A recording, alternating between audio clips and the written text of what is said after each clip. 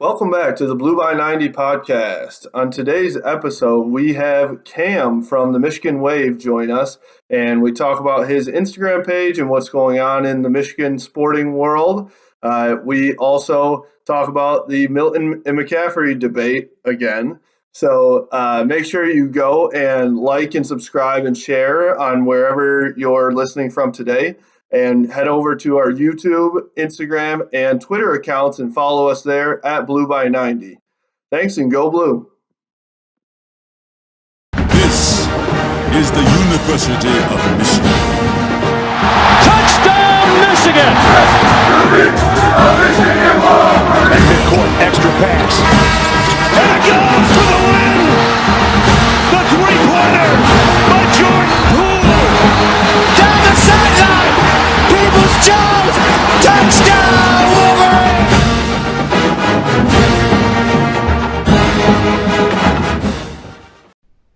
Welcome to Blue by 90, your Michigan Wolverines podcast. I'm Kalen, joined by Jack, Nate, and Ro. And today we have our special guest, Cam from Michigan Wave. Cam, what's going on, man? Great to be here. Thank you so much for having me on the show. It's going to be a fun night. Thanks for joining us. Well, what have you been doing during quarantine? Well, a lot of relaxing. You know, you have a lot of downtime. A lot of people pick up new skills, find out some new talents. I've done a lot of gaming. You know, I've been in Call of Duty, Warzone, Modern Warfare. Been having a lot of fun with that. But past couple of weeks, I started working. I'm doing my deck staining job again. So this is my fourth summer doing it.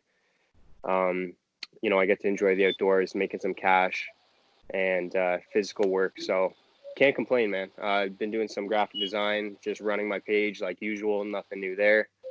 But yeah, it's been good. It's been good. Awesome. Well, glad to hear that you're staying safe and getting outside and all that stuff. You've been playing any NCAA though? That's the real question. Oh, I already know. That's my all-time favorite game. So I'm always playing that game. In fact, I got so bored with Michigan. I won so many national titles. I started a dynasty with Tulane. Oh, there you go. Yeah. What are they? They're the Green Wave or the Blue Wave? Yeah, the Green Wave. And Green Wave? I think it's my second or third year in as head coach. I threw them in the SEC, right into the fire. I was actually playing NFL Street last night, and John Janssen was on my team, and He had a fumble recovery that pretty much made me win the game. So, shout out to John Janssen, man. I've never played that game, to be honest. Yeah, it's super. All the players, they're all just super obscure. The only person who's in that game who's still playing today is Tom Brady.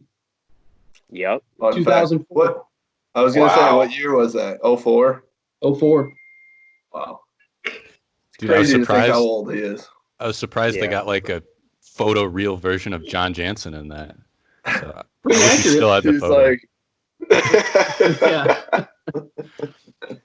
I wish, Cam, I will say, I wish that we had the same problem that your video game had, that we were just winning so many national championships. We were sick of it at this point.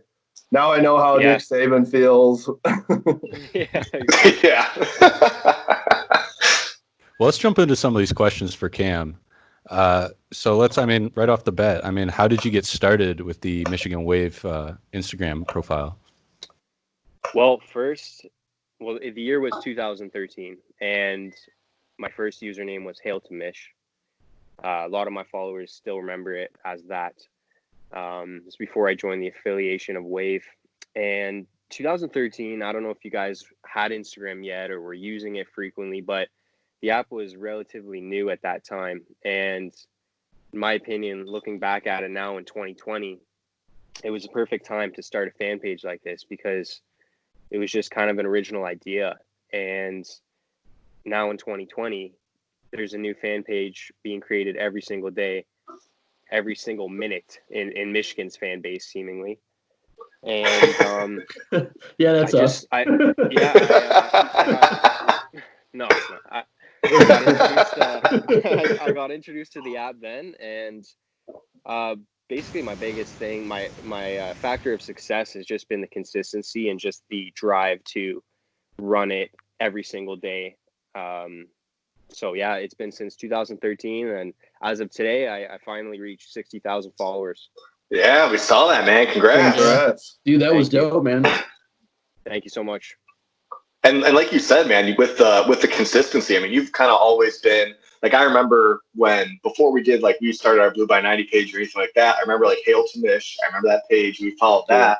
Yeah. And you're always on top of any breaking recruiting stuff, or you're basically known as like the page to go to for like any of the breaking information for Michigan. And love to hear that. You're still in school, right? So you're doing that and managing this page and doing your graphic design stuff. I mean, I guess tell us a little bit about that. Yeah, so I just graduated actually from graphic design. It was a 3-year program. I went to Durham College in Oshawa, Ontario. Sadly, their school colors are green and white. Oof. And it's that ugly MSU green too, boys. Oh God. But and I finished the program at an internship, which was a creative print place local to where I live. But due to COVID, it got cut short about 2 months. I needed about 560 hours experience, and I got about half that. But I got her done regardless. There was a lot of emergencies with all the students. No one was expecting something like this. It's a full out pandemic. So I finally got her done 3 years later, and I'm back in my usual job that I would have been doing in the summers as a student. I wasn't expecting to do the deck staining again this summer. Ideally, I was hoping to stay in my internship and get a full-time position. But yeah, here we are now. But yeah, it was a great experience. Learned a lot. I really love graphic design. I've always been passionate about art, and I'm excited to see where it takes me now. That's awesome. So is that, or go ahead, bro. I was just gonna say, so you're from or near the Toronto area, right? And so how did you become a Michigan fan being from there? And then also another question, what's quarantine like in Canada right now compared to where we are at in the Ann Arbor area? Right. So I would say quarantine is a little different here. It's we're in a little bit better position, I would say. We're not opening up as fast as some states in America for sure. Who's your favorite Canadian Michigan athlete? Do you have like a favorite? Nick Stauskas. Oh yeah. Arguable with Iggy too. Yeah. But I finally remembered. Sorry, I forgot the question there. So I became a Michigan. There's actually a lot more Michigan fans here than you'd think. I luckily I don't know many Buckeyes around here personally. There are some, but in fact, my best friend is a diehard Spartan. But thankfully, I'm not surrounded by Buckeyes. I'm shout out to all the diehard Wolverines that are in the state of Ohio and have to deal with that all year round. Mad respect, props, shout out to them. They are the toughest soldiers we have. It's true. But so I started becoming a fan. I was at my friend's house, who is my best friend, who I was just talking about, and this was 2011. We were just hanging out, and we looked at the football game on TV, and it was Michigan at Michigan State football. And we were wearing those special uniforms. You guys remember those? Yeah. Not many people like them. I remember seeing Denard Robinson, and I loved the color combos of the blue and yellow, the maize and blue, and the coveted winged helmet. I was drawn into that whole uniform design, and funny enough, he became an MSU fan that moment on. He loved the green and white, the Spartan logo. He's Greek. So it makes sense for him, and we both went on from there. So that's how it started for me personally. Hey, that's pretty cool. You guys went completely separate ways. Yeah, but we're still, I'm Greek, but I'm not a Sparty fan, man. Yeah. You know what's funny too is he looks similar to you and has that same beard too. Yeah, I don't know. It's just Nate's undercover being a Sparty fan in Canada. Yeah. What's your favorite Michigan sport? Is it football, basketball, hockey? I mean, where are your leanings there? Definitely football. Basketball, close second. But, yeah, easy to answer there is football. Yeah, I think arguably, like, I would actually, this is questionable, but I might put baseball third instead of hockey as of right now. Wow. A Canadian? Yeah. A Canadian not liking hockey? What is this? I'm not saying I dislike hockey, and I played it myself, of course. We all play it here, but man, after covering that national championship run in baseball last year, I fell in love with that team. It's pretty amazing, man. That was cool. We might have a guy from that team on an episode soon, so we're getting confirmation on that. But that'll be fun to talk to him. Awesome. So I got a question. So what is it like being in Canada? And so like for me, like I grew up, in Ann Arbor. So this is like, I went to the big house when I was like 3 years old. It's just like ingrained in me. But for someone in Canada, it's not the same. Like I recently went there and people were like, oh my God, 100,000 fans and Jim Harbaugh's getting paid $7 million. How did you like find football kind of, and how is it weird being a college football fan in Canada?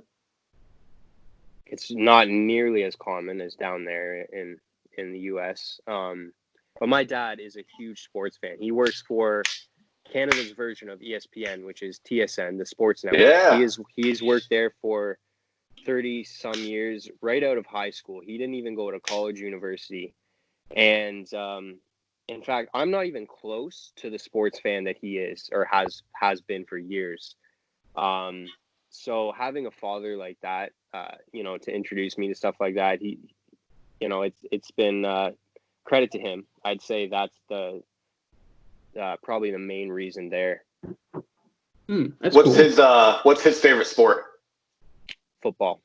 Football? You guys? Wow. So is he also a big Michigan fan or? Crimson Tide. Oh man, he likes Michigan. Like it's not like he'll like cheer for Ohio State over us or cheer for the Spartans. And he's been to a game with me. But yeah, like we watched the bowl game together, had a couple beers, and it was a really good bonding moment. Speaking of that, I was so nervous for a damn blowout that bowl game. And dude, it wasn't that close. I mean, like it was closer in the first half, and they were playing better than I thought. But they kind of put their foot on the gas pedal in the second half. But I feel like I'm getting off topic here, but I feel like I honestly feel like Alabama didn't even give it their all, to be honest. Like they didn't need to. I know that's disrespectful as hell to our team. Hey, sadly, it's true. You know what I mean? Like that first play to Jerry Jeudy, Dax Hill's getting burnt. I'm like, we fastest guy on our team getting burnt for a long night. Brutal. At that point, I honestly thought we were going to get blown out like 100-0. So thankfully we kept it close in the first half at least. But I was like, oh, come on, man. So, yeah, that was tough. But I will say, so my cousin just got he plays in the CFL and just signed with the Argonauts. So are you a fan of them? I don't watch much CFL, but like if there's nothing else on, I'll definitely tune in. It's there's a couple of different rules which make it a lot more it's just a lot different. I wouldn't say it's more interesting or a little more boring. No, that's not true. I've been to a game. Like I actually went to the home opener at the Argos new stadium, BMO Field, where the Toronto FC soccer team plays. This was a couple years ago. I went with my good friend Chris, and that was a hell of a night. But no, I'm an Argos fan, I'd say, but no, I really don't watch CFL. Yeah, I think he's kind of talked about how different it is. He's a defensive lineman, and he's like, usually it's, they're not running the ball, pounding it down people's throat. It's much more fast-paced and spread out and things like that. So it's a lot different as a D lineman for him. But still, I think, honestly, I hope that they have a season too. I think that they're struggling the same way that everyone is here with hoping that they'll have a season. Their season is in the summer rather than the fall, so they would be starting up here soon, I believe. But, hopefully that they get to play some football. Hopefully we get to see any – I would tune into the CFL, hands down right now if they were playing because I'm so thirsty for any type of football. So hopefully we get something here.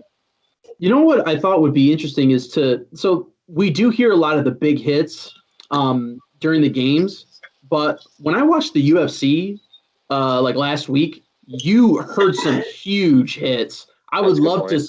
That would be interesting to see that same thing in football. So I don't know. I hope we get it not in the only fall. that is the staff, the coaches talking, communicating to the players. Maybe let's get some more mic'd up moments. That would be awesome. But like, man, let's hear some trash talk between the teams. Yes. I want to hear Don Brown on the field screaming and Yeah. yelling. Oh man, I "Rip his do. head Yeah. off!" Boston accent. That would be amazing. I have a question for you. So obviously you have a huge presence on Instagram, 60,000 followers. I have to be led to believe that you've had some really interesting interactions with fans or even like former players. Are there any that you can tell us about? For sure. So one of the best parts about this brand page business I've created and built from the ground up is just the relationships, connections, and the friends I've made. I started a group chat. I think it was like week 2. Again, I think it was against Army, and I told the members in the group chat, you can only for some reason have about 32 people in an Instagram group chat. I don't know why it's not 35 or a little less, a little more. Ideally, it'd be more, but I told them from day one, like I want to like mold the perfect blend of passionate fans together to create like the best little family of like 30, 32 Instagram users, and took some weeks, took some time to figure out the team, make some cuts, make some additions, and so yeah, just the connections of friends I've made, but like so many players that I've had the privilege of talking to or becoming friends with, however you want to put it. Made some enemies too. It's really hard to please 60,000 or more people with a platform like that. Nobody's perfect. Case in point, very recently, Joe Milton called me out on his live video. Tell us about that. Yeah, I will. We used to be we used to be tight. We used to be cool. Like we would message back and forth. He'd ask me about NCAA, the video game, and how I got the rosters or whatever, the team I downloaded, and just casual talk here and there. Like at first, when he first got there and wanted more followers, he asked me for a couple shout outs. Like we were cool. But and he used to follow me. He would like see every single one of my stories. And then he unfollowed me, I think, during last season. I think it may have been after the Wisconsin loss.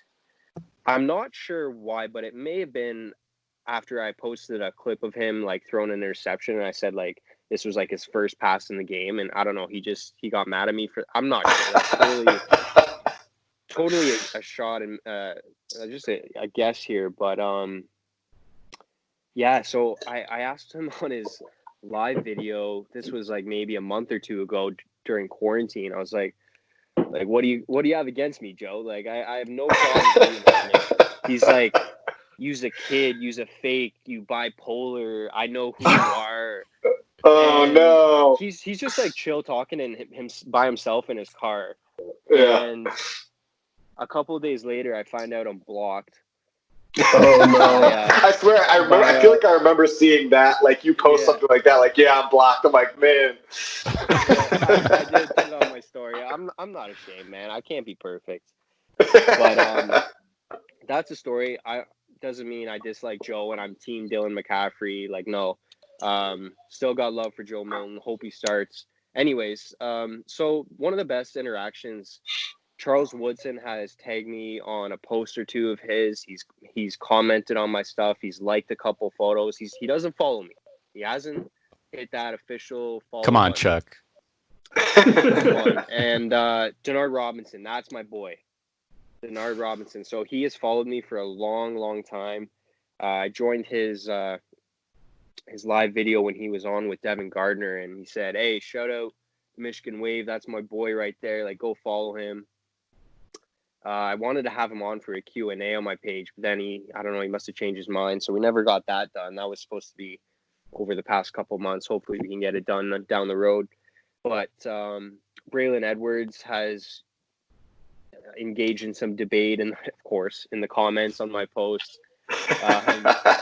He's a very outspoken individual and loves his debate and is not afraid to say stuff, whether it's a hot take, whether it's bold, or whether it's calling out a current player or what. But you gotta love Braylon. He's a absolute Michigan legend.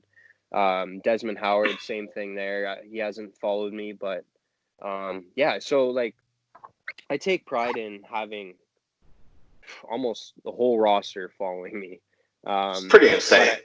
I just try and make it a goal to help them out, whether that's giving them more followers or just showing love. But I've always wanted to be real and not have this bias or not have this fake opinion, say one thing, mean another, or just like soften up these players. Like, I'm going to say how it is, but I've always made it a goal to just be a level-headed fan with such a platform and voice. So Cam, you mentioned that your team Milton. Could you explain to Roe why your team Milton? Let's go. Absolutely. So it took me months for me to decide who I was really teaming up with. You know, I was so back and forth. I was like, followers are asking me like, who do you want? Who do you want? I was like, man, I'm so 50-50. Like, I'm indecisive with stuff like this. But they all, like everything in life, there's pros and cons to everyone. And with Dylan McCaffrey, he brings a lot of passion and energy. You've seen that. I really, really like that. We need more players with that. But his reckless running and he seems to have some injury problems, and that doesn't sit well with me. He's got a little bit of a smaller frame for a Big Ten quarterback. You know, he's beefed up in the Michigan strength program since he's gotten there. He was a lot skinnier as a true freshman. But, man, Joe Milton is raw, but he's got unlimited potential. I completely agree with – I'm not sure who said it on this pod, but someone said, like, Joe Milton is the type of quarterback that would go to Ohio State, go to Texas, go to LSU, go to Alabama, and completely agree. And I think he can be the one to get us to finally get over this hump and beat Ohio State and get to Indianapolis for a Big Ten championship. Love it. Fire me up, man. Fire me up. Let's go. Well, interesting to note here, right? Because Gaddis was asked by reporters this week, right? Like, where's the QB battle at? And he gave a very even-keeled, right? Nobody's ahead of anybody, but he included Cade. Yeah, he even threw in Cade in there. Like, come on, He's lying. He's lying. They know exactly who the starter is going to be. Dude, they did and that. It's going to be Joe Milton. And it's going to be Joe Milton. They did that 3 years ago with John O'Corn and Spate. It was like, we know who the starter is. Like, you're not going to confuse Middle Tennessee State out the gate. You know? With this one, though, between the two, not the three, there definitely are, at this point in the offseason, there are definitely some teams that are like, okay, like, which quarterback should we prepare for here? I guess clearly both. Yeah. I would say this is probably the closest race we've had in quite some time, especially under the Harbaugh era. You know, and Harbaugh is always like he's a dick in the fact that he like doesn't like to release his roster and depth chart and stuff like that. That's the Harbaugh way, which obviously irks some people, but some people like it. I don't know. I can guarantee you again, we won't know until they trot out for that first snap. Who's going to be starting. So, although it's definitely going to be Dylan McCaffrey. So you guys, you can keep your hope up all summer and fall long until that first game. And then I just, when that happens, when Dylan goes under center for that first snap, you guys all got to like buy me a beer or something. I don't know. Do you realize how angry you just made them by saying Dylan's going to be the starter and be under center? Oh, man. Kalen, some people are just ignorant and you can't help them. So, I have a point to make in this topic. I recently, correct me if I'm wrong, guys, go check on Instagram right now if you're listening or after this podcast. I'm pretty sure I realized the other day that the two quarterbacks we're talking about do not follow each other on the gram. Wow. That is interesting. I love it, though. Very interesting. And I didn't I could make a story about it, but I don't really want to start something. But it would be great debate or good realization. I'd be a fool if someone just checked on Instagram right now and I'm dead wrong. But yeah, I don't think they follow each other. Doesn't mean they're enemies, but they have one job to win and they're both competing for it. Dylan's working with his NFL family and Joe's putting in work in Florida and with Devin Gardner and Ronnie Bell. So, and I don't think it's a way off statement to be so confident that Dylan's going to be the starter, especially with this pandemic going on. It doesn't help Joe. It doesn't help him. I would not be shocked if Dylan is a starter week 1. But man, a lot of the players I've talked to seem to be on Team Joe Milton, Team Milton. And I don't want even more tension within the team or program if Harbaugh chooses Dylan. That's right. I think we're all on the, whoever's the starter, we're gonna root for, right? Obviously, it seems like Joe's at least for me and Nate and for you, Cam, Joe's the guy. Like, we would love to see Joe Milton out there. He is that guy we'd see at Texas or LSU or Bama that's just blowing it up or tearing it up. But if McCaffrey's that guy and we're winning games, I could care less. Like, I'm just happy that we're winning. So exactly. Yeah, I'm with you. I hope, man. I just hope we have a season. Yeah, exactly. Like, there's bigger things to worry about right now. Mm-hmm. And I would put if we don't have a season, there's just going to be 12 more months of this debate. Exactly. Oh man. I'd put Cade out there if it meant we were gonna have a season. Like, just throw Cade out there. I'd do anything for a season. But I mean, the thing about Milton, and we, after our last episode, we literally said we're gonna stop talking about this because we talked about it on every episode. But we're like addicted to this debate at this point. But the thing about Milton for me is I think it can go one of two ways. To me, he's a Jameis Winston type at Florida State, where like he was, they were winning games, come from behind games. Like, he was, in my opinion, getting pretty lucky in a lot of the situations. Like, he has such potential and things could go so well, but I do think things could tank pretty quickly. If he starts scrambling and throwing into double coverage, with his athleticism, and I would say, lack of decision making. Not that we've really seen that yet, but I just think that it could happen. That's what I see from the limited time. It could go one of two ways. Whereas McCaffrey's going to be more, even keeled, probably not make any spectacular plays, but he'll make all the plays he needs to and then not force the turnover. So that's why I'm on Team McCaffrey over here up by my lonesome. Kalen's like middleman Dan over there, just listening and as we juice this out. But I want to rip you apart right now. I mean, every time Milton has gone in, it's been garbage time. He's throwing up shots just to try to get points, man. McCaffrey, he's been able to go in when Shea got hurt or whatever it may be. Yeah, and Dylan hasn't had that. Yeah. Go ahead, Cam. Yeah. Sorry to cut you off there. No, you're good. But the Notre Dame loss in 2018, I really liked the small shades of Dylan I was seeing. I do remember that. Yep. And he was a lot younger then. He was really polished in that game. I thought he did a great job coming in pretty much like out of nowhere. I mean, we were not expecting that. We had all this talk about Shea Patterson. First game, he has to come out because he's got cramps. And then, Dylan came in, did a great job. Looked poised and great. I want to bring this up too.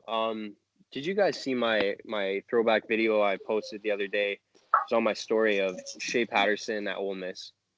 Yeah, I think Roe is the one that responded to it. Yeah, that was a different dude. Looked like Johnny football. And I said that when we were ending him in the transfer. And that's why everyone was so excited. Now, he tore his ACL. This was a post-injury Shea. But I also think it was our scheme, our staff, maybe our development or lack of. And he would, like, face it, guys, he was better and more comfortable in 2018 than the next year in Gaddis's system. He wasn't keeping the read options this year in 2019 and just had no confidence and was playing like a dog with their tail between their legs. And he got hurt week 1, a rib injury. He was legitimately injured for 9 out of the 12 games last year. Like, I will say that from things that I know. So, but that, sorry to cut you off there, Cam, but that, to me, him being injured for 9 out of the 12 games, then let's put in somebody else. Like, that's when it pisses me off from the coaching staff side. I'm like, all right, I know that Shea's our guy, but if he's not 100% and we have 2 guys in McCaffrey and Milton that are studs on the bench, what are we doing? Yep. What do you have to lose there? If McCaffrey and Milton can't get it done, then we'll put in 80% Shea back in. Like any Nick other Saban, program would do that. Nick Saban did in the national championship game. Like, I don't know. I've had so many questions about these decisions for years, and I talk like I know what the hell I'm talking about, or I've coached a D1 program. Yeah, so do we. Like, welcome. This is how all fans are, but like, it's not that difficult. Like, Jim Harbaugh was supposed to be this quarterback whisperer coming into Ann Arbor. He had Andrew Luck and Colin Kaepernick under his belt, especially Andrew Luck, and like every year we're talking about transfer quarterbacks, and like we have been missing that elite quarterback that can take over a game or get us back in the game down 20 points, or can take us into a hostile environment and get the W. Like, we are in dire need, and until that happens, we're not going to be getting these elite quarterbacks as recruits. So we're going to need to develop them and coach them the hell up. Yeah, I mean, 100% there. It blows my mind because I it's just so frustrating, and especially like you said, coming into this, when Harbaugh came in 2015 or whatever, I think it was 2015, right? Yep. That was the one position that everyone was like, all right, we'll be set at QB. Like, exactly. That is the one position we won't have to worry about. We'll have star QBs. And as of 2020, that's the one position we're missing, like you said. We've got it figured out at nearly every other position. Why can't we? Warner. Shout out Ed Warner. Yeah, Ed Warner. Brown. Like, every other coach, position coach, has it figured out, except for our damn quarterbacks coach, and which is our head coach now. And so that's very, very frustrating to me. No, yeah, it's funny because our 2 Milton heads here. I mean, Nate has been a diehard Joe Milton guy for, since he was recruited. Like, when he was in high school, Nate was watching the high school tape going like, dude, put this guy in. Yeah. Jack is our newest member of the Joe Milton Club, comparing him to Pat Mahomes, right? As of like 14 days ago. So hey, it depends which way the wind's blowing, man. It's blowing the right way, I'm Team Milton. So our Milton group here is pretty funny, and I've kind of placed Roe on this island a little bit to help bat away some of this other stuff, But I think they all have the same mentality. They all have the same mentality, which is we want our team to beat Ohio State, right? So what do you think we really need to do to beat Ohio State? Great question. They are an elite recruiting program right now, a recruiting machine, arguably even better with Ryan Day than with Urban Meyer, which is unbelievable to think. Yeah. But we need to embrace this rivalry the same way that they do, training for it 365 days a year. And like Ty Rogers went over there to Columbus and he saw firsthand how differently the intensity is treated. Now, yes, we have other rivals, 2 others, not an excuse. Jim needs to scrap the mentality of preparing for the next game. That is utter BS. I don't know why he would decide to take down the countdown clock that Brady Hoke had up in the weight rooms.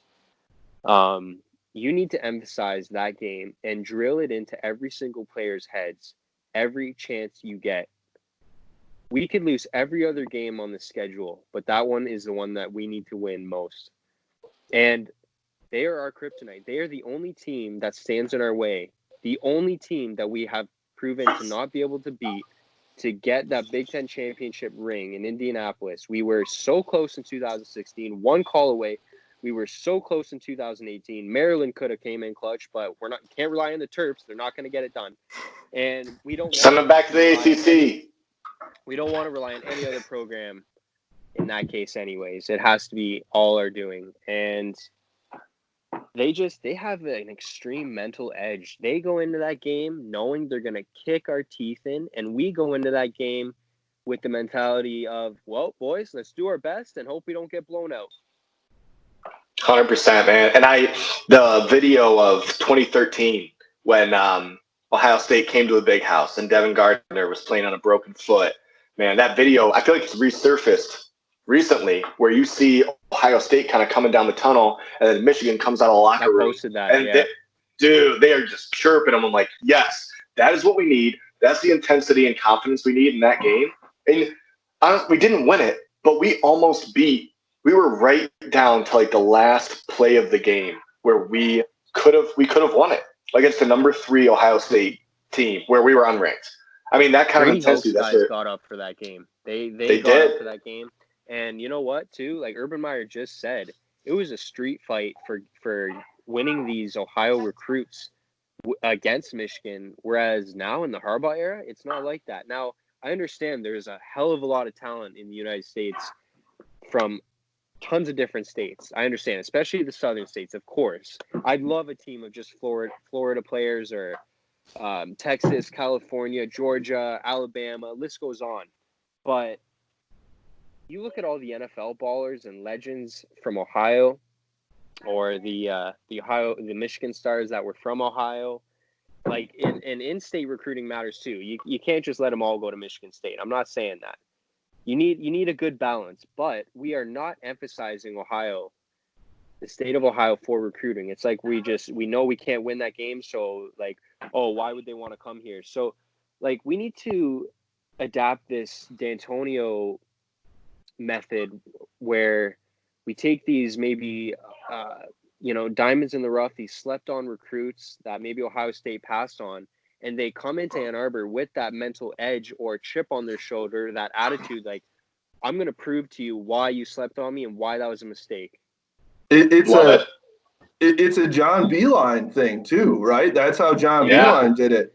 Xavier Simpson was a guy out of Ohio.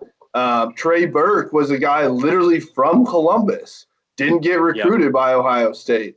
These guys, that was John Beilein. He did it with, Brandon Johns is here from East Lansing.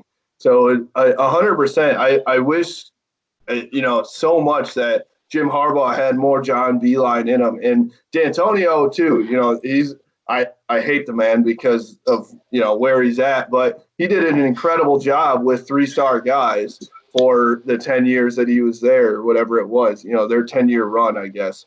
So 100%. And one thing that I kind of want to flip the script a little bit on that question of what does Michigan have to do to beat Ohio State and the mentality part, but the question I have is, how does Ohio State have that mentality that it is all about the Michigan game? It's all about that one game, but they also take care of the first 11 games too.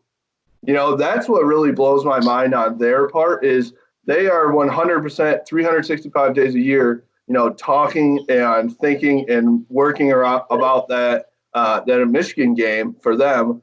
But they also do the same thing for game 1 through 11 as well. And I feel like we can't do – it's either one or the other, it seems, for us. So I'm not sure how they do that, but yeah. They not only have easily one of the best rosters in the whole country, but they have one of the best staffs, and they prepare. I compare them. I'm a Patriots fan. I compare them to the Patriots. Now we're gonna see a Belichick-led Patriots without Tom Brady. I haven't watched the Patriots without him under center, so like that'll be very interesting. But it's all about the development, the preparation, and the strategy. Yeah, I mean, Ohio State is losing those first 11, or is winning those first 11, but they might lose to Purdue somewhere in there, right? Boilers. Or Penn State or Iowa or Michigan State by a field goal and forget they have Zeke Elliott. Yeah. Very true. I mean, you kind of brought up some basketball there too, talking about John Beeline. How much basketball do you get a chance to watch? Oh, I try and watch every game now. Sometimes the games aren't aired here, so usually I'm just like trying to find a stream, as well as like I got Photoshop open on another tab and I'm updating my score graphic, and it's stressful. I got my head down on my phone looking at Twitter for updates and stuff to post more than I'm watching the game, and it's stressful, man. I update like let's say it's halftime. I update the score. I text the screenshot to myself on iMessage, since I got MacBook and I got the iPhone, so it's all connected. I get the message or the screenshot on my phone, I save it, and I post it right to Instagram, all like this, just fast as possible. I've always made it a goal. As you guys know, I try to be the fastest out there. It's not always like that. But yeah, so finding sometimes streams can be so difficult. Like I remember there were a couple games last season where it just wasn't working out. So I just was basically following from Twitter. Damn. That's awesome. I mean, we're still kind of going through the growing pains of trying to get our graphics going as quickly as possible, but it sounds like you have it down like as a science, right? I could always help you guys. Yeah, we love it. We man. need the help. Yeah, we'll take anything we can get. You know what? No, I definitely could learn stuff from you guys too. I see some of the stuff or the videos you're putting together, and I'm not sure how you did that. So It took us a while. We don't know either. we stumbled upon stuff. We have no idea what we're doing, honestly. Do you guys have just yes. like one guy that does all that, or do you all try and contribute? It's typically Ro and I. Like try to figure it out. And honestly, the other day before we put up the Devin Gardner post with my hot take, Ro and I were texting for like 4 hours. Like, dude, how can we like get this like this and like do that? And it was like. It's such a shit show, but like we figure it out in the end, and it's great. Hey, you just need experience. You'll get better, and one day it'll be smooth as hell. You won't even be thinking about it. When did you guys start the podcast, and when did you create the Instagram page for it? So we started it probably a week. Kalen and Nate, like, correct me if I'm wrong, probably like a week before last season. We talked about doing it like probably around a year prior, but we never really got to it. But then we're like, you know what? Screw it. Let's do it. We talked like Kalen and Nate. I mean, I think they were the guys that kind of came up with the idea, and they used to be roommates, and they would just, one would come home from work and they just talk Michigan football. And it kind of just like kicked off from there. But yeah, we started about, I think it was August 24th of 2019. And yeah, kind of just went from there and tried to do our best on social media. I mean, obviously the quarantine's great to be able to, post stuff and not have to worry about like work or any other stuff. So we've been able to kind of kick that off recently, but yeah, kind of started not too like pretty recently. Yeah. Trying to figure it all out. Yeah, we're just trying. We're going through the ropes here a little bit, but slowly but surely we're getting there. All part of the process. Exactly. Yeah. Who's your starting five for Michigan basketball? My starting five would be the Columbia transfer at point guard, Mike Smith. And then I got Eli Brooks. I got Franz, Isaiah Livers, and then at center, true freshman, Hunter Dickinson. Love it. Over Austin Davis there, huh? It's questionable. It's Big very country. debatable. It's Hunter's got to put some muscle on, and Camp Sanderson's going to get him right. We're going to see big country quite a bit. I could be wrong here. Like he could totally start the year, and then we see Hunter for the later part of the season. I'm not sure. It's going to be really interesting at center, and I'm really excited to watch these two battle it out at center. Like, God love John Teskey. He gave Michigan his blood, sweat, and tears. But he really frustrated me at some points last season. And we need a tougher presence in interior there. And Hunter can get it done. I like that. And especially like what you said, man, Teskey, like, I don't know what happened last year, but his junior season going in that senior season, I'm like, man, Teskey's going to just blow it up. He's going to have a great year. And then just, I don't know, it's just so inconsistent. I even feel like he started the season pretty hot, and then he got in a major slump. Yeah. Which was, it to me, it's so weird because Juwan Howard is the big guy, right? He's supposed to be the guy that can come in and coach up these big men. And so I was expecting him to come in and be like, take Teskey from what I thought his junior year was like, pretty dang good center to, and maybe an All-American or something like that. And he definitely took a big step back. But Austin Davis took a giant leap, so I'm not sure I wouldn't put it on the coaches more as I think it was almost just mental for Teskey last year.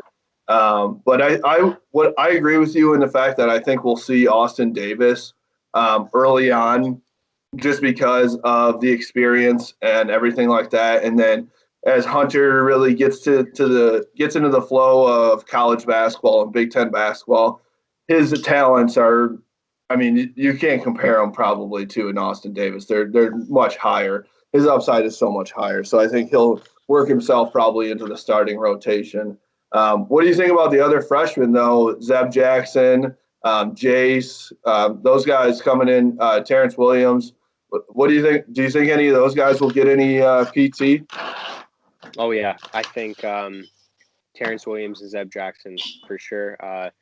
Jace might be a player coming off the bench, or there's good possibility he just sits out the whole first year. Jace is a good friend of mine. We got a cool friendship that's developed over time there. It's a cool little backstory, but this is a hell of a class. It was supposed to be a little better. Like I was really looking forward to Isaiah Todd, and there was all the shenanigans and excitement with Jacob, aka Josh Christopher. Regardless, though, our class is still sweet, and it's going to be a fun year next year. How was did you have anything to do, or like where were you at with all the Josh Christopher, Isaiah Todd, with your page? And there was a lot of hype on social media during that 48 hours. So what was going on there for you? Hold on. Do we want to pause real quick? Where'd Jack go? Where did we lost Jack for a second. He's rejoining. There he is.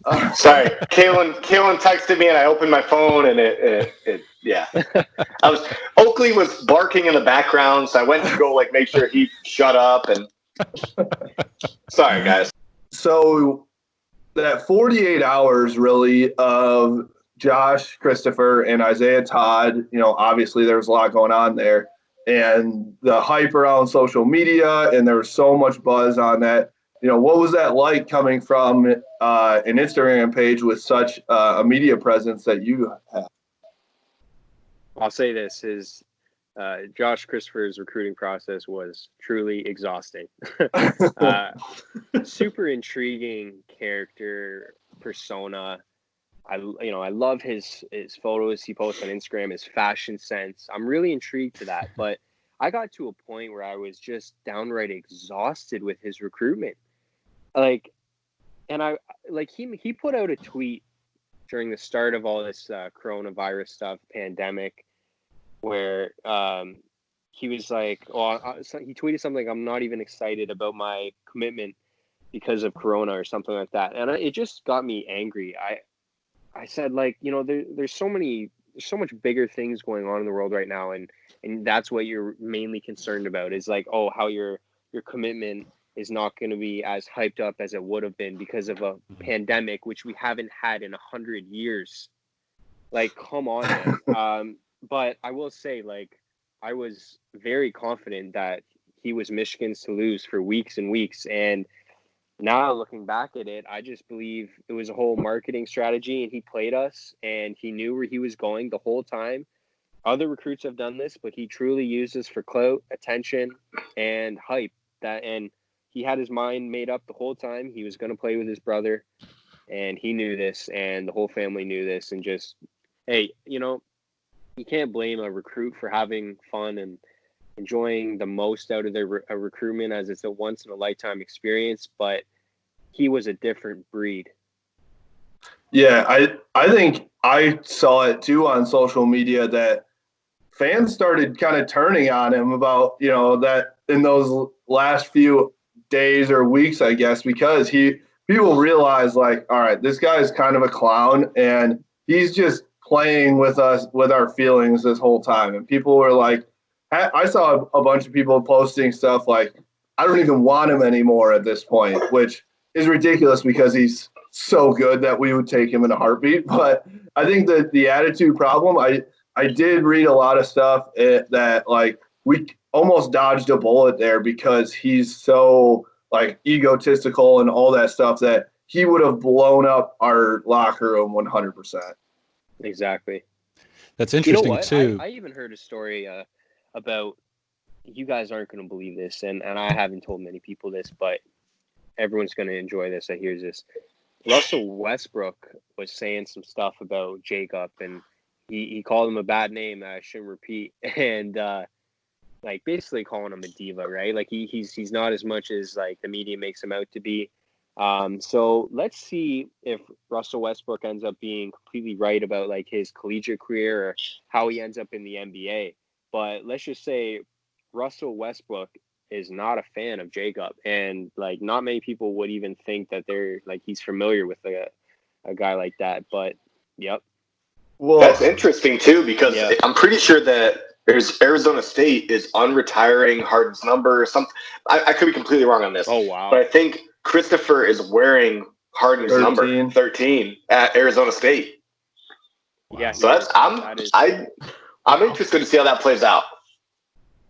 Well, and coming from Westbrook, who is a diva in himself, like, he's been, That's true. He's been, whether he is or not, in real life, none of us know because it's tough to see behind the scenes. But, on the court and from what people, his image, he's just a big diva. So if he's calling somebody else a diva, it's probably 10 times worse. And we definitely saw that in the recruitment. So I believe that. And what's crazy is that, like having a class like this, that's, well, at one point it was looking to be comparable to the Fab Five. Yeah. Now, we didn't finish with all of them. There was looking to be 6. We were thinking of the Sinister 6, Sensational 6. Anyways, point being, like, Jacob's only season in college is going to be either no season or a season with absolutely no fans. Think about that. Right. Like, we would have had Isaiah Todd and possibly Jacob, and then having no crowds, let alone maybe, like, not even a season itself. So that's something to think about too. Interesting. Also, too, I mean, you have such a reach with your page. Do you think that you play any sort of role in recruiting by putting out any of these things out there? Yeah, I always think about that. I have to take a couple things before I post something, and I've never wanted to be that page that gives off, like, an annoying persona, and I've never really been a supporter of, like, spamming the damn M emoji on these recruits posts, like it's gonna do something like, oh, so we got the mic so, like, why did you choose Michigan? Oh, I simply chose Michigan because their fans are crazy and they were just spamming the M emojis on my posts. I just had to pull the trigger. Like, why would I want to go to any other college? That's amazing. So that's funny. Yeah. But I feel like there are fans out there that, like, feel like, oh, if I DM this guy or tweet at this guy, like, he's coming for sure. It would just be exhausting being a recruit in 2020 with social media. Let me just say that. Yeah. Oh man. 100%. And I have a question there is like, as it goes for the recruiting and just fans in general, do you get sick of the negativity, especially coming from Michigan fans? It feels like obviously we haven't had much to like, celebrate about over the past 20 years or whatever you want to call it. But like, it's just talk about exhausting is just the people that are negative. And almost I've seen some Michigan fans that are like rooting against us almost. They like live for the misery of what Michigan is. So I want to hear your take on that. Oh, you nailed it. You already know it's exhausting.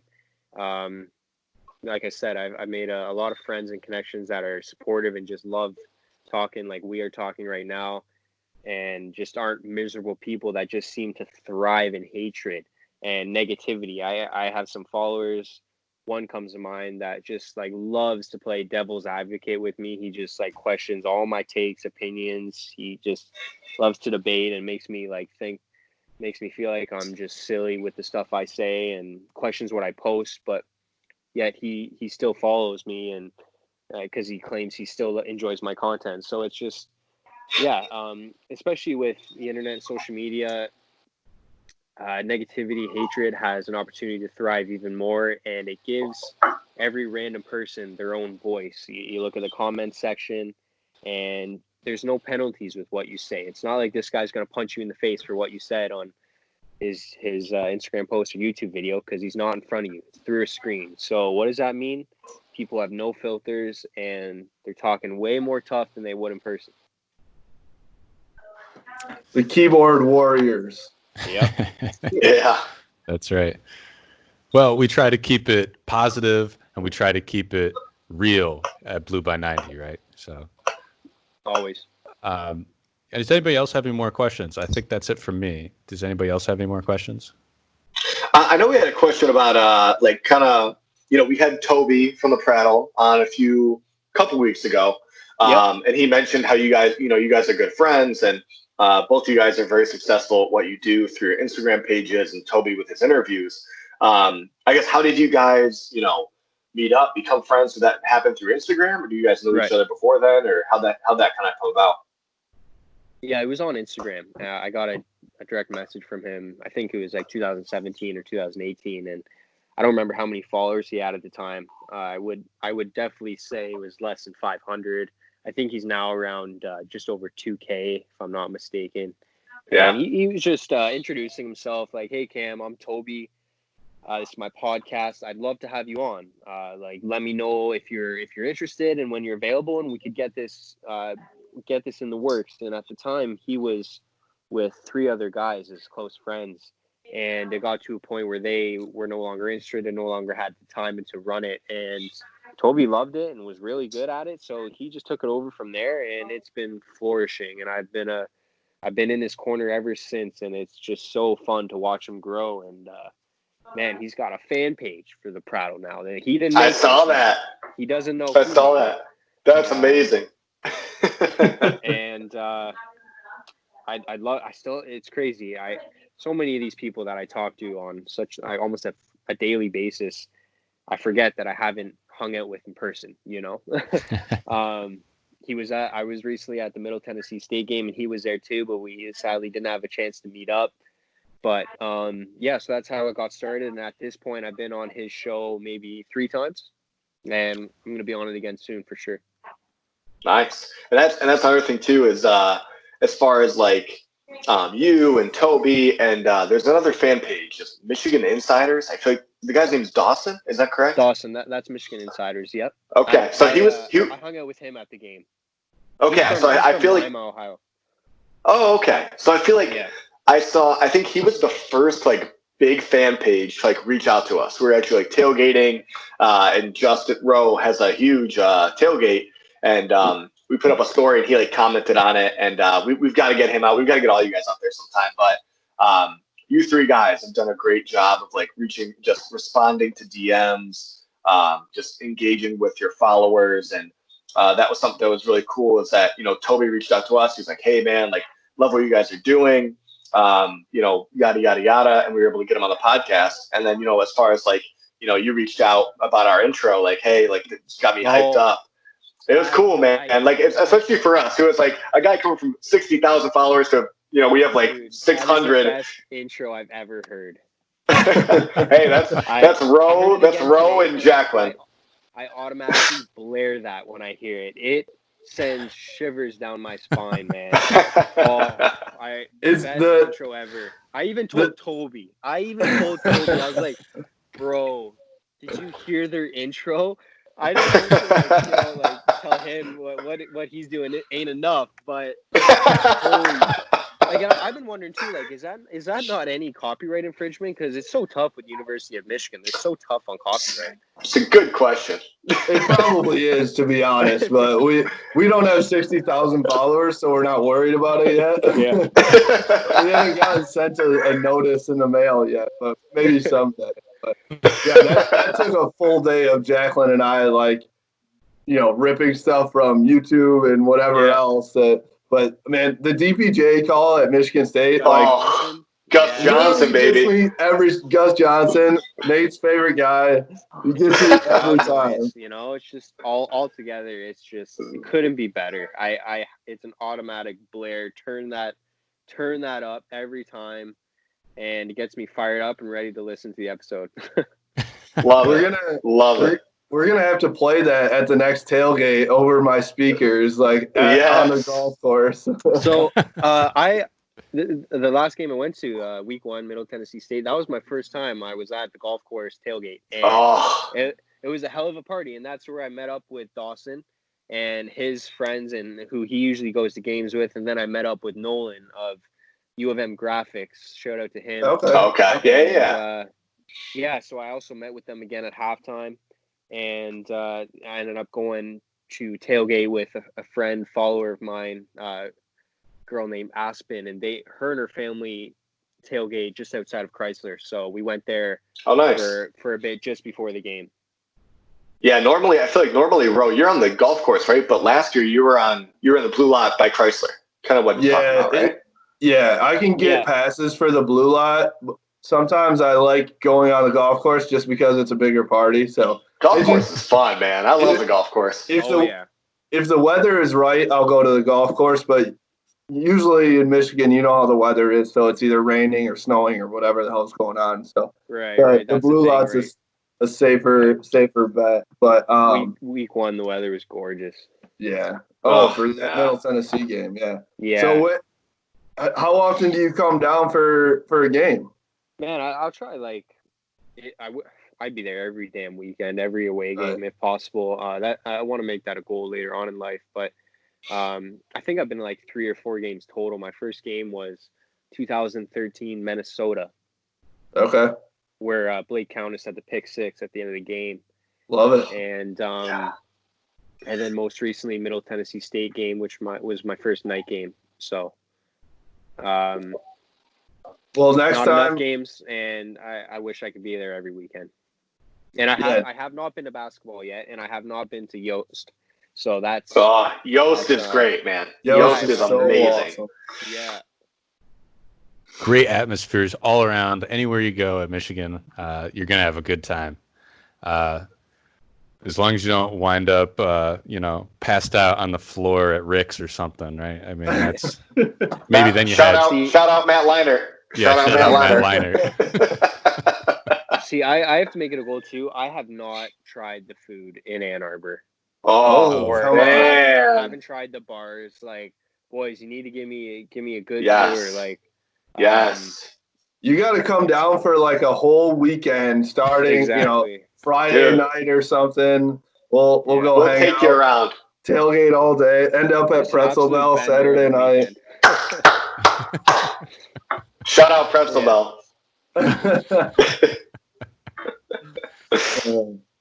Well, let's do a 0 to 90. Nate, I know you have a really good one, so I'm going to let you go first. Is that okay? Sure. Cool. I was gonna say, please let me go last, and then Cam, if you don't have a hot take, you don't need to participate. But if you do, it's a great time to do it. Damn, you put me on the spot here. I know we did this with Toby too. I was like, sorry, man, we didn't let you know ahead of time. Do you have one? He did. I can't remember what it was. What did Toby have for his hot take? He came up with one. You'll go last. You'll go So you'll last. have some time. I don't want to disappoint. We got to go Nate, Rowe, and then me because I always go first. I want to go second to last this time. All right, Nate, are you ready? Yeah, I'm good. Your 30 seconds starts now. Cool. So, one of the largest stadiums in Europe is with a club called Borussia Dortmund. They have 25,000 fans that they call the Yellow Wall. I think we should do the exact same thing at Michigan because I think there is a lack of energy in the big house. So I want the same thing. I want flags waving around all the time. I want there to be some sort of choreography like they do. We need to do everything we can to improve the atmosphere. I'm talking about flyovers every single game. 30 seconds. We need smoke coming out. Oh, man, Nate. You waste so much time in the beginning. You're always like, I'm being I was real, so though. hyped for that too. He wants European soccer at the big house, I want but European Michigan soccer football. at the big house. Yes, I love and Cam, you put up you were sharing some posts about the environment of the big house with the maize palms. Man, that was the best atmosphere. Why we got rid of that? I have no idea. It's a no-brainer. The only argument that I'm sure that they're running with is the environmental impact. But what's the difference with the towels? I mean, right? Yeah, what's the difference with a jet flying over burning all that fuel? Right? I mean, yeah. Hey. So yeah, No, like if anybody the hasn't, atmosphere is lame. Is like you guys have been. It's awful, man. You get yelled at for standing up. Here's the thing: the architecture of the big house. The sound goes right out, directly above. It's a big open bowl. There's nothing to contain the sound or bounce it back down onto the field. So that's what's killing us. if you haven't checked out the Yellow Wall, search it up. It's pretty freaking cool, actually. All right, Jack, 0 to 90. Your 0 to 90 starts now. All right, I've seen some crystal balls lately with a few 4-star guys possibly coming to Michigan. If that happens and J.J. McCarthy continues to do his job as the lead recruiter for the 2021 class, I say Michigan ends with a top, I'm going to be hopeful here, top 5 recruiting class in the nation. Still got like 5 seconds. can I get his 5 seconds back? I'll take his 5 seconds. Okay. Okay, we're trading seconds around. All of a sudden, it's Jack does 10 here, Nate does 40. Dude, the past 2 weeks, I haven't needed all of them. Oh, that's true. Okay, Ro. Bladder's All empty. Right. Head's clear. Are you ready for your 0 to 90? Yeah, all right, I'm ready. Okay, 30 seconds starts now. All right. We have to stop the negativity. We talked about it a little bit before, but I am so sick of just being negative all the time from Michigan fans specifically. I don't understand it. There's people that literally love to be negative and love to hate on Michigan. Let Ohio State and Michigan State and the rest of the world do that. Why don't our own fans help ourselves out, help the recruiting? I know that Cam knows that the recruits see that stuff. They're on social media and see it. So stay there's positive. your 30 seconds. That was a great message. message. He got it. That's Love beautiful. Okay, Cam, you've seen how we play the game. Are you ready to play the game? I'm ready, and I'm not going to need 30 seconds, boys. Love it. Oh, just need a sentence. All right, Cam, your 0 to 90 begins right now. All right, sophomore Giles Jackson, wide receiver. He will be returner of the year for the Big Ten Conference. Let's go. There it is. Let's go. All right. Giles. Man, I'm gonna start calling Cam on a daily basis. I'm like, man, just hype me up one time, and he'll get it going. I got you.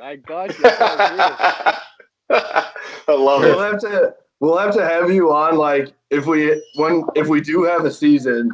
The podcast that happened before the games, we just got to have Cam on for like 5 minutes at the end. Yes. Hype people up, get them ready to go and cheer them on. Yeah. Yes. His version of the locker room speech. Yeah, there we go. Yeah. Hey, our team needs that. Our team needs a modernized version or something. We're missing something. So maybe Harbaugh will play our podcast for the team before the game. Before the I love it. All right, good stuff. That's our show for this week. Cam, thanks for joining us. You have anything you want to plug? Just follow at the Michigan Wave on Instagram. I'm the same thing on Twitter. I don't tweet much. I'll just warn you right now. But yeah, follow those two. My personal is Cameron Macht, Macht, Instagram. Get me on there. Ask me for my Snapchat if you want it. And yeah, feel free to reach me on DM. I'm active with that. I'm always engaging with my followers. You already know. You guys know this. And go blue. And thank you so much for having me on.